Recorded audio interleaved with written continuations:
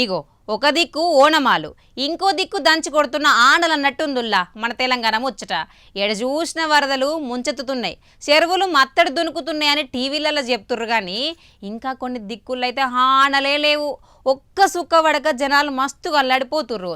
అంటే ఒక దగ్గర అనావృష్టి ఉంటే ఇంకో దగ్గర అతివృష్టి అన్నట్టు. మరి గీ కథ ఎందో కూడా చూడాలి కదా.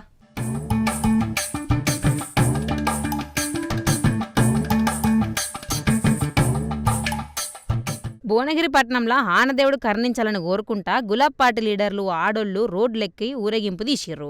చెరువు ఎండితే కప్పల కష్టం, వాన పడకపోతే లీడర్ల కష్టం అన్నట్టు చాలా మంది ఇప్పుడు రోడ్ల మీదకి వచ్చి గుళ్ళకు పోకుండా దేవుళ్ళకు మొక్కుకుంటా ఆనలు వడాలని మస్తు పూజలు చేస్తుర్రు.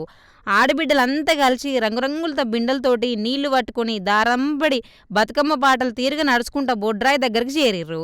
ఎండలు దంచి కొడుతున్నా లెక్క చేయకుండా ఆనదేవుని ప్రసన్నం చేసుకుంటందుకు భక్తి పాటలు అన్నట్టు గిట్లా.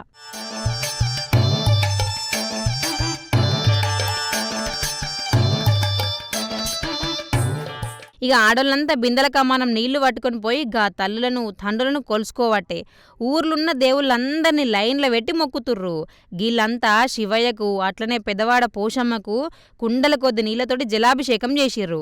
ఓ శివయ్య, ఓ పోషమ్మ తల్లి, పక్క జిల్లాల మీదున్న ప్రేమ మా మీద లేదా, మా దిక్కు కూడా జర మేఘాలను పంపించు అని మొక్కుతుర్రు.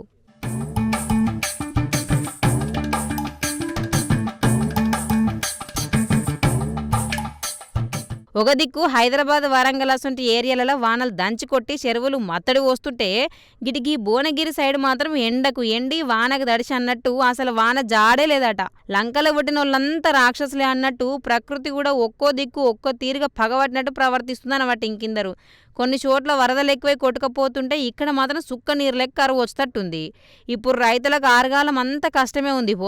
జల్దీ ఆనలు పడితే తొందర నాట్లేసి పొలాలు దున్ని పనులు చాలు చేసుకొని పత్తేసి కలిపి పత్తి చెట్లు పెరుగుతుంటే చూసి మురిసిపోదాం అనుకుంటే ఆనదేవుడు అడ్డుపడబట్టే అని కొందరు రైతులు తిట్టుకుంటుర్రు. మరి గీ బిందెల పూజలు జలాభిషేకాలు చూసైనా గా ఆనదేవుడు కరిగి భువనగిరి చెరువును నింపుతాడా లేదా అనేది చూడాలి మరి.